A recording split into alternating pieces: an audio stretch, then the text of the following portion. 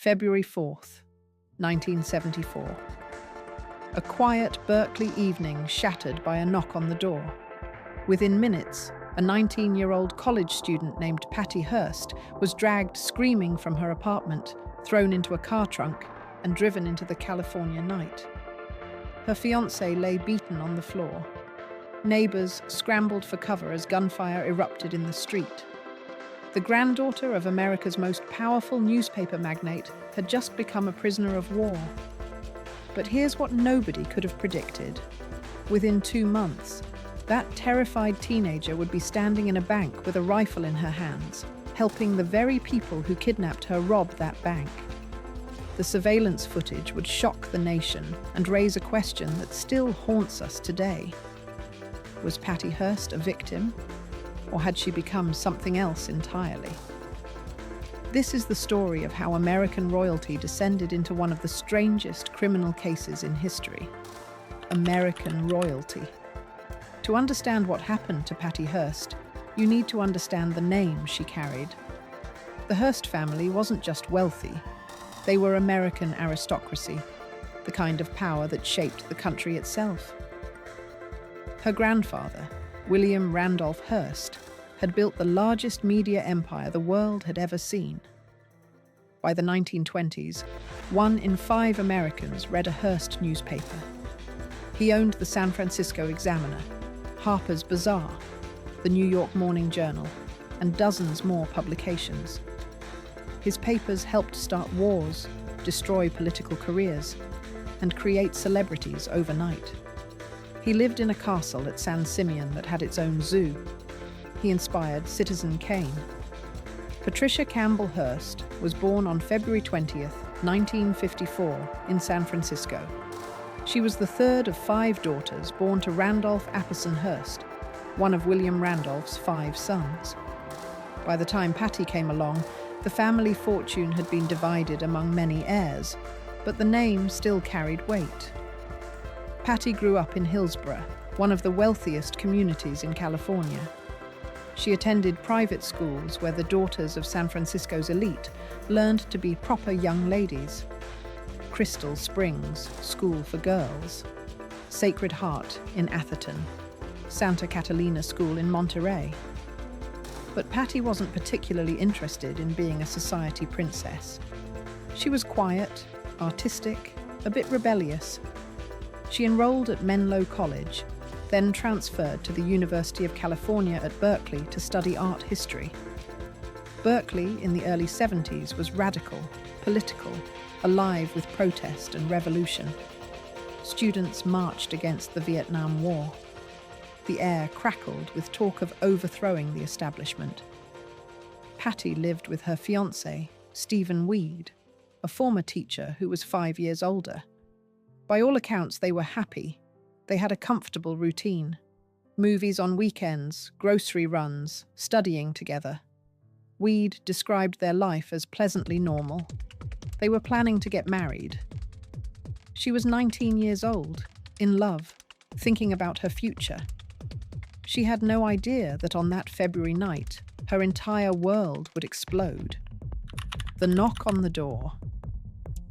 The evening of February 4th, 1974, started like any other. Patty and Stephen were in their apartment at 2603 Benvenue Street in Berkeley.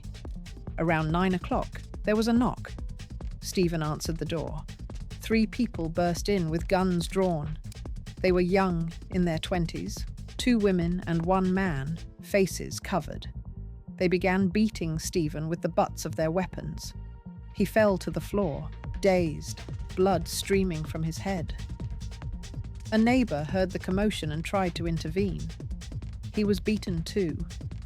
Patty was dragged from the apartment screaming, wearing only a bathrobe. The attackers threw her into the trunk of a waiting car. Neighbors who rushed out into the street were met with gunfire. The kidnappers fired their weapons wildly as they sped away, forcing everyone to dive for cover. Within minutes, they were gone. Stephen Weed, barely conscious, called the police. The FBI was notified immediately. A Hearst had been kidnapped. This wasn't just any crime. 3 days later, a letter arrived at a Berkeley radio station. The kidnappers identified themselves as the Symbionese Liberation Army, or SLA. Most people had never heard of them. They were a tiny group of domestic terrorists, maybe a dozen members at most, led by an escaped convict named Donald DeFries, who called himself Field Marshal Cinque. The SLA's ideology was a confused mix of Marxism, black nationalism, and revolutionary rhetoric. They wanted to destroy the capitalist state, to start a guerrilla war against the United States government. They had already murdered a school superintendent with cyanide-tipped bullets. Now they had grabbed the granddaughter of William Randolph Hearst.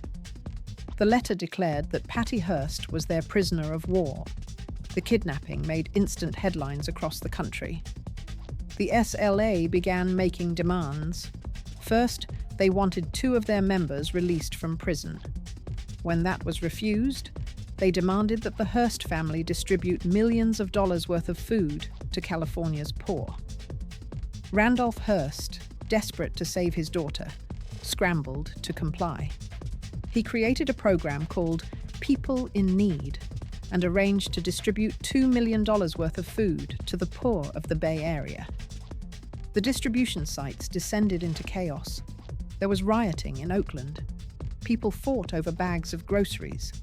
The SLA released an audio tape.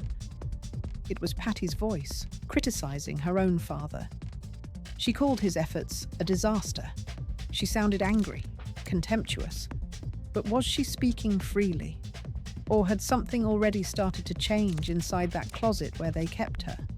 Because that's where Patty Hearst spent her first weeks in captivity. Locked in a closet, blindfolded, her hands tied. She was allowed out only for meals, still blindfolded. Donald DeFries would visit her in that darkness, and he would tell her that the War Council was deciding whether to kill her or let her join them. And in that closet, alone in the dark, Patty Hearst began to break. The transformation. What happened to Patty Hearst in those first weeks remains one of the most debated psychological mysteries in American criminal history. The closet was small, cramped, completely dark, except for a small flashlight they gave her to read SLA political tracts. Days blurred into each other. She lost track of time. She was terrified, alone, with no idea if she would live or die. DeFries and the other SLA members began what they called her political education. They made her memorize revolutionary texts. They forced her to participate in the group's endless political discussions. They told her that her family didn't care about her, that they had refused to meet the SLA's demands, that her father's food distribution program proved the Hearsts valued money more than her life. Patty would later testify that during this time, she was subjected to terrible treatment. DeFries threatened her repeatedly. She described being harmed by William Wolfe, one of the SLA members. She said these experiences in those dark, terrifying weeks destroyed something inside her. But the SLA told a different story. They said Patty was given a choice. She could be released, returned to her family and her old life, or she could stay and fight with them for the liberation of the oppressed. They said she chose to stay. On April 3rd, 1974, exactly 2 months after her kidnapping, the SLA released another audio tape. This time, Patty's voice was different, strong, defiant. She announced that she had joined the Symbionese Liberation Army. She had taken a new name, Tanya, after a revolutionary who had fought alongside Che Guevara. She renounced her family, her privileged background, everything she had been. She declared that she was now a soldier in the revolution. The country was stunned. Was this real? Had Patty Hearst actually joined her kidnappers? 12 days later, the world got its answer. The bank robbery. April 15th, 1974. The Hibernia Bank in San Francisco's Sunset District. Just after 9 in the morning, several people walked in wearing heavy coats despite the warm weather. It was an ordinary Tuesday morning. Tellers were processing transactions. Customers were filling out deposit slips. Nobody noticed anything unusual at first. Then the people in heavy coats spread out through the bank. They reached into their coats and pulled out weapons, automatic rifles, handguns. The bank erupted in chaos. People screamed. Employees dropped behind their counters. Customers froze in terror. One of them was Patty Hearst. The security cameras captured everything. There she was, Patricia Campbell Hearst, granddaughter of William Randolph Hearst, holding an M1 carbine. Her face was visible, unmistakable. She wasn't being dragged along. She wasn't cowering in a corner. She was pointing the weapon at terrified bank customers and employees, her voice loud and commanding. She identified herself as Tanya, her revolutionary name. She ordered everyone up against the wall, using language that shocked the nation when they heard the recordings. The SLA members moved with practiced efficiency. They knew exactly what they were doing, where the money was, how to control the crowd. This wasn't amateur hour. These were people who had planned this robbery down to the last detail, and Patty Hearst was right there with them, covering their movements with her rifle, keeping the hostages in line. The robbery lasted just minutes, but those minutes felt like hours to the people inside that bank. The SLA members grabbed $10,692 from the tellers. 2 customers walked in during the robbery, completely unaware of what was happening. They were immediately shot and wounded. The sound of gunfire inside the enclosed space was deafening. Then the robbers ran for the exits. They jumped into waiting getaway cars and vanished into San Francisco traffic. The whole operation, from entering the bank to speeding away, took less than 5 minutes. Behind them, they left wounded victims, traumatized employees and customers, and security footage that would change everything. The surveillance footage hit the news that same day. Within hours, every television station in America was showing it. Every newspaper would run still images on their front pages. America watched in complete disbelief as a Hearst, a member of one of the country's most prominent families, committed armed robbery on camera. She wasn't being dragged along. She was an active participant. She had a weapon in her hands. She was yelling commands like a trained soldier. The reaction was instantaneous and massive. Attorney General William Saxby went on national television to declare that Patty Hearst was a common criminal, not a reluctant participant. The FBI, already searching for the SLA, now opened one of its largest manhunts in history. But this time, they weren't just looking for the kidnappers. They were looking for Patty Hearst herself. The victim had become the criminal. The kidnapped heiress was now a fugitive wanted for bank robbery. For Randolph and Catherine Hearst, watching their daughter on that surveillance footage must have been incomprehensible. This was their Patty, their quiet, artistic daughter, who had been violently kidnapped just 2 months earlier. Now she was robbing a bank with the people who had taken her. Was she being forced? Was she terrified, doing what she had to do to stay alive? Or had she really joined them? The country was divided. Some people saw the footage and were certain Patty was acting under duress. "Look at her posture," they said. "Look at her eyes. She's terrified. She's doing this because they'll kill her if she doesn't." Others watched the same footage and saw something completely different. "She's too confident," they argued, "too aggressive. Nobody forced to commit a crime at gunpoint acts like that. She's one of them now." The photographs from inside the bank became some of the most famous images of the 1970s. But there was another photo, one that became even more iconic.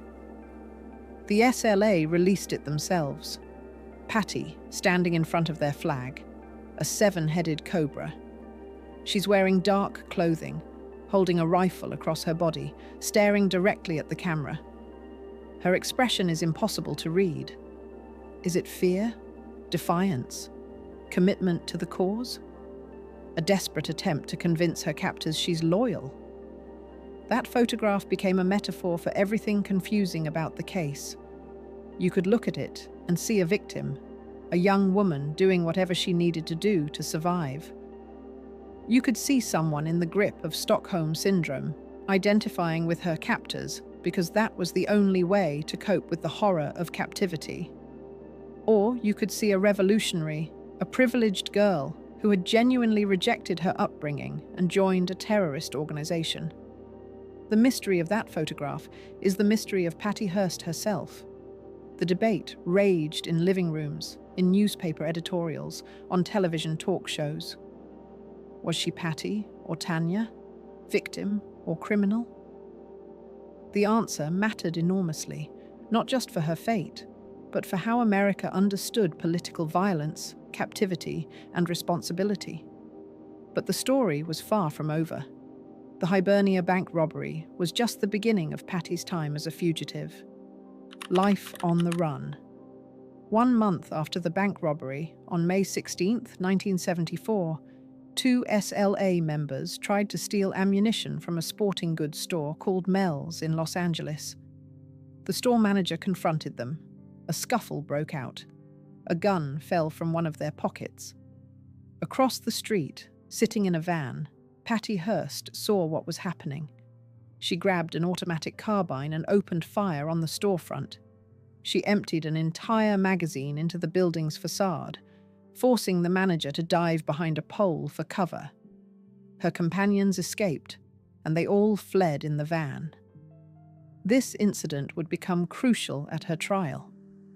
If Patty was truly a captive, if she was only going along with the SLA out of fear for her life, why would she fire dozens of rounds to help her captors escape? Why not run? Why not call for help? The next day, May 17th, Los Angeles police tracked the SLA to a safe house. What happened next was broadcast live on television. Police surrounded the building and demanded the SLA members surrender. Instead, there was a massive shootout. Thousands of rounds were fired. The house caught fire and burned to the ground. 6 SLA members died in that fire, including Donald DeFries, the man who had kidnapped Patty Hearst. Their bodies were burned beyond recognition. When the smoke cleared, investigators searched the ruins. There was no sign of Patty. She had escaped, along with William and Emily Heiress, 2 other SLA members. The 3 of them went underground, and for the next 16 months, they crisscrossed the country. They traveled to New York, to Pennsylvania, back to California. They stayed in safe houses provided by a network of radical sympathizers. They kept moving, always one step ahead of the FBI. During this time, Patty participated in another bank robbery in Sacramento. This one resulted in a customer being killed. Patty wasn't one of the shooters, but she had helped plan the robbery. She had driven one of the getaway cars. She was now wanted for murder. The FBI's search was enormous, involving thousands of agents and millions of dollars. But the SLA had good operational security. They knew how to disappear.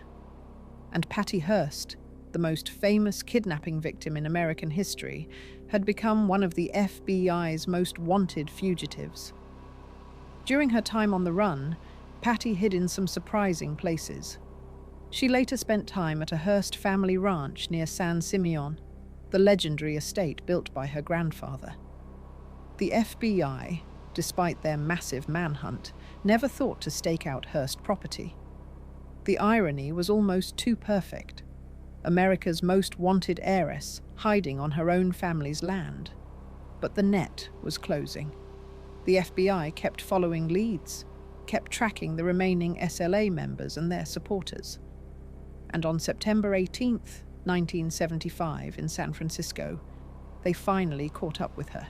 The arrest and trial.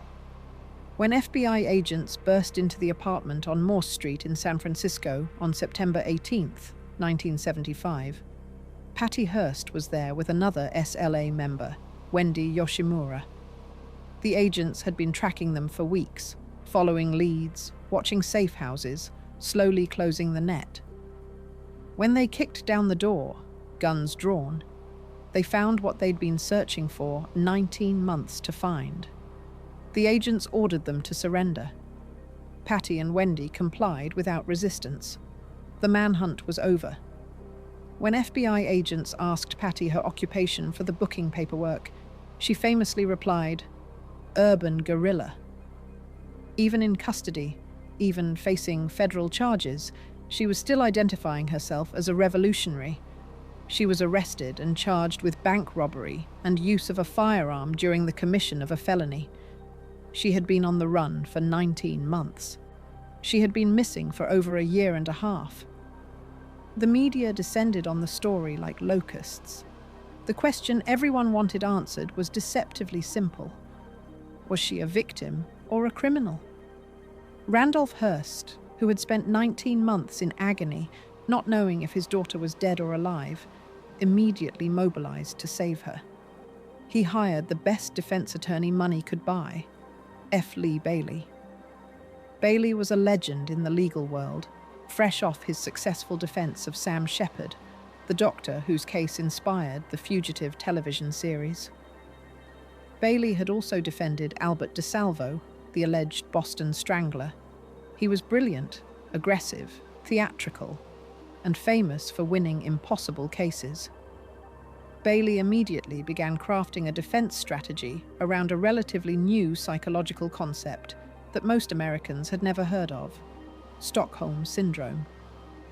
The term had originated from a 1973 bank robbery in Stockholm, Sweden, where a hostage had developed such positive feelings toward her captors that she protected them from police and later became engaged to one of them. Psychologists had begun studying this phenomenon, where captives develop emotional bonds with their captors as a survival mechanism. Bailey argued that Patty Hearst was the ultimate, most dramatic example of Stockholm Syndrome that had ever been documented. She had been violently kidnapped, kept in a closet for weeks, terrorized, threatened with death, and psychologically tortured. She had been systematically broken down and rebuilt in the SLA's image. She had done what she needed to do to survive. Her participation in the bank robbery and other crimes wasn't voluntary. It was the result of psychological manipulation and terror. The prosecution, led by U.S. Attorney James Browning, saw it differently. They argued that Patty Hearst had voluntarily joined the SLA and willingly participated in their crimes. They weren't denying that the kidnapping had been traumatic. But at some point, they claimed, Patty had made a choice. She had embraced the SLA's ideology. She had become Tanya. And Tanya was a criminal who needed to be held accountable. The trial began on February 4th, 1976, exactly 2 years to the day after her kidnapping. The timing was either coincidence or someone's idea of poetic justice. The federal courthouse in San Francisco was surrounded by media. Cameras lined the streets. Reporters jockeyed for position. The whole country was watching. This wasn't just a trial. It was a cultural moment, a referendum on the 1970s themselves, on privilege and radicalism, on violence and responsibility. The courtroom was packed with reporters, spectators, and curiosity seekers who had waited hours for a chance to get inside. Judge Oliver Jesse Carter presided, a no-nonsense jurist who made a crucial ruling before testimony even began. He decided that the prosecution could introduce statements and actions Hearst made long after the Hibernia Bank robbery as evidence of her state of mind at the time of the robbery. This ruling fundamentally undercut Bailey's defense strategy. It meant the jury would hear everything Patty had said and done during her entire time with the SLA, not just what happened immediately before and during the bank robbery. The prosecution's case was straightforward and damning. They had the bank surveillance footage showing Patty wielding a rifle and yelling commands. They had the sporting goods store shooting, where she had fired an automatic weapon to help her companions escape. They had audio tapes where Patty, calling herself Tanya, declared her commitment to the revolution and ridiculed the idea that she had been brainwashed. They had the Tanya interview, a manuscript found after her arrest, where she had written about her conversion to the SLA cause in her own words. Bailey's defense was more complicated and more desperate. He had to convince the jury that everything Patty had done, everything she had said, was the result of terror and psychological manipulation. He put Patty on the stand, and she told her story in detail that was both compelling and disturbing. She described the violence of the kidnapping, being dragged from her apartment, thrown in a car trunk, driven through the night, not knowing if she would live or die. She talked about the closet, the darkness, the blindfold that never came off except for brief moments. She described how Donald DeFreeze would visit her and tell her that the War Council was deciding whether to execute her or let her join them. How he made it clear that her only chance of survival was to become one of them. She testified about the treatment she endured, describing experiences that were difficult for the courtroom to hear. She said William Wolfe had harmed her. She said she had been threatened constantly, that every moment with the SLA was coloured by fear that they would kill her if she showed any sign of disloyalty.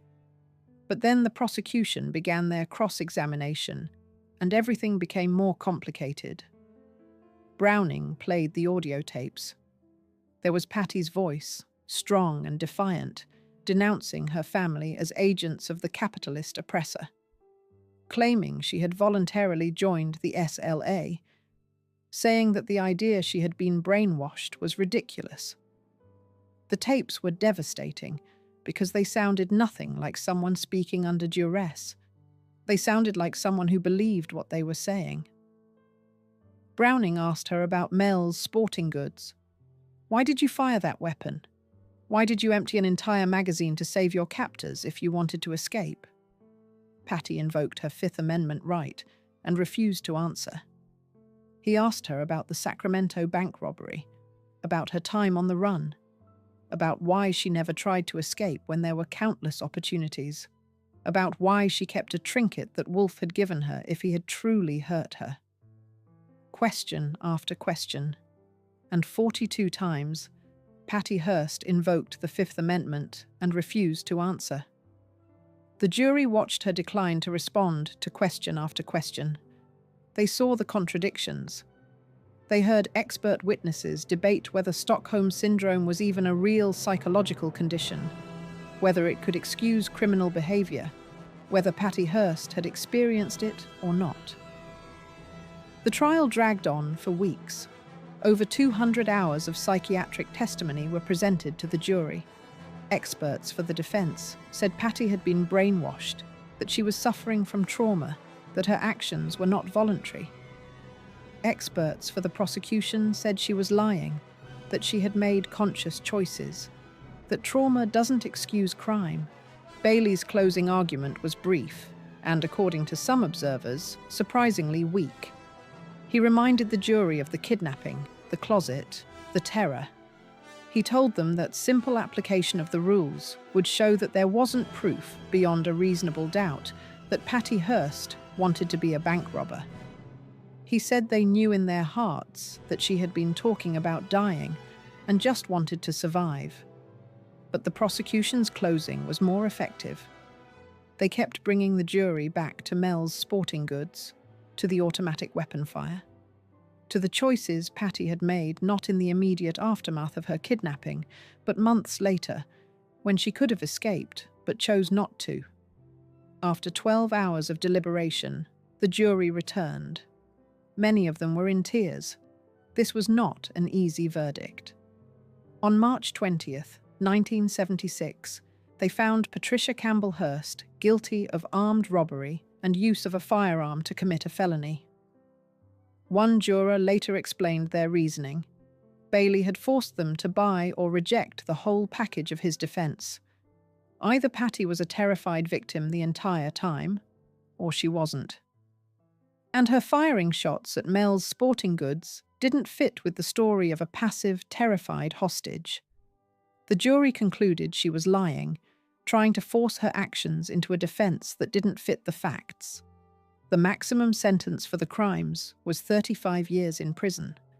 Judge Oliver Carter gave her the maximum, 35 years. Prison and beyond. Patty Hearst was 22 years old when she entered prison.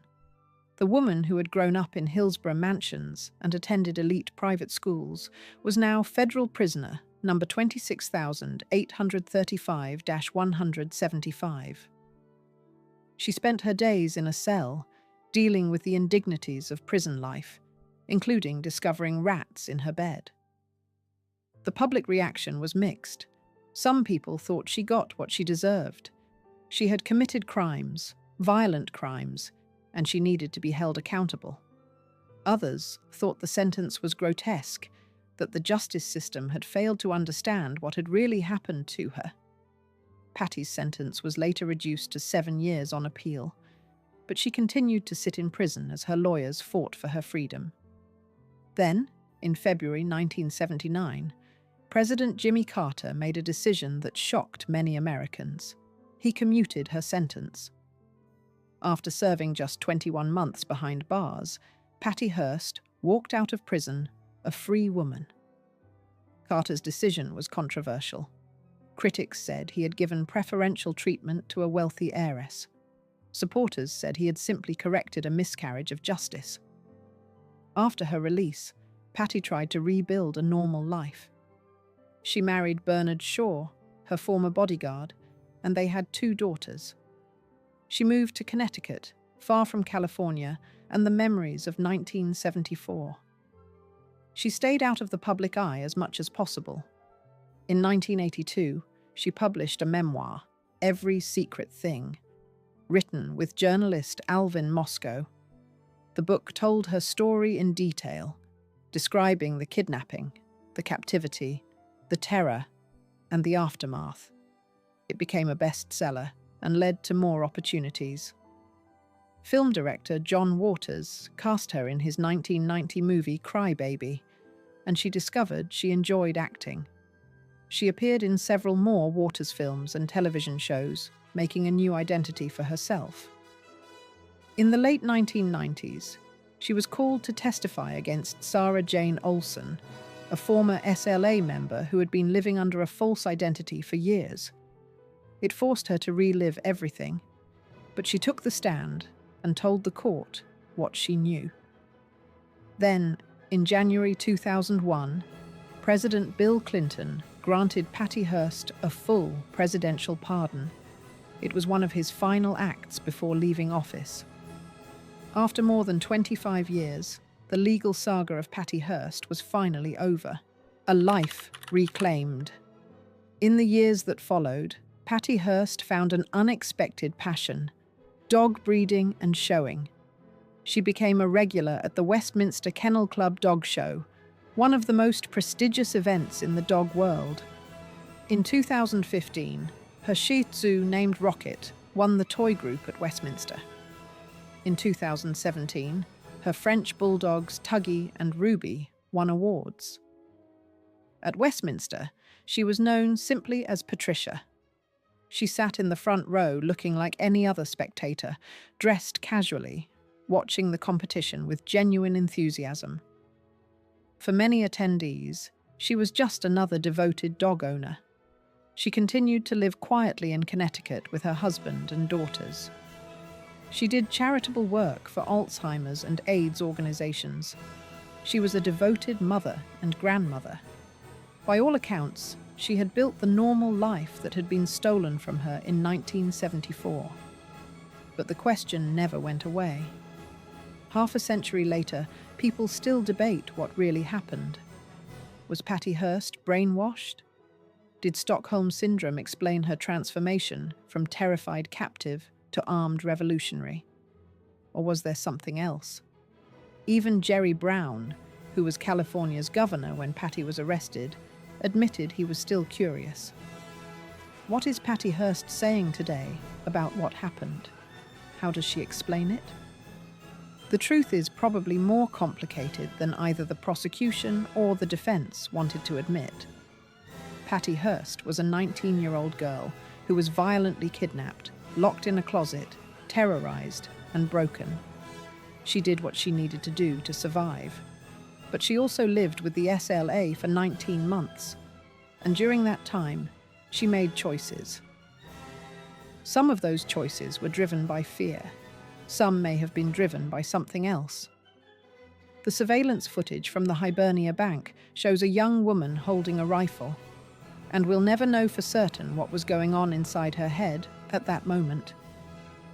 The mystery of that image is the mystery of Patty Hearst herself, and perhaps that's why the story still fascinates us.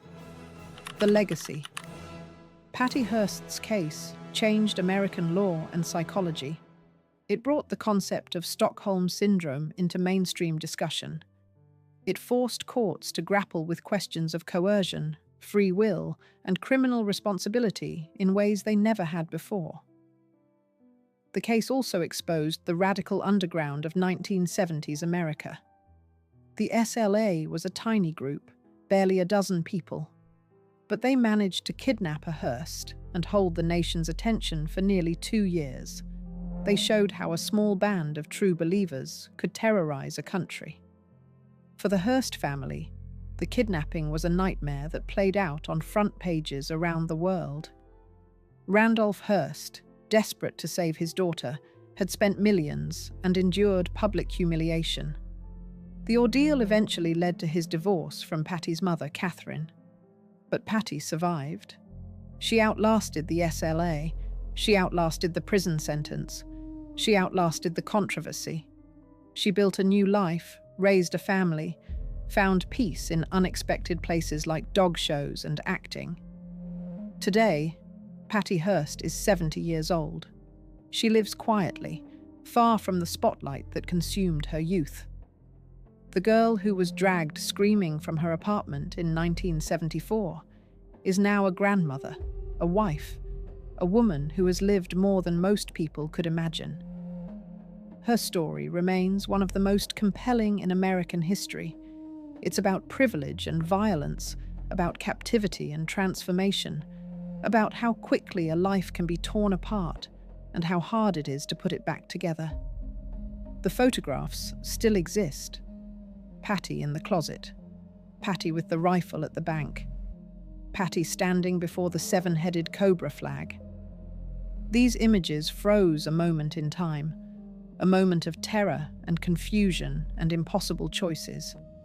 Because the whole story is about a woman who spent 50 years proving that she was more than those photographs, more than that scared 19-year-old girl, more than the headlines and the trial and the scandal.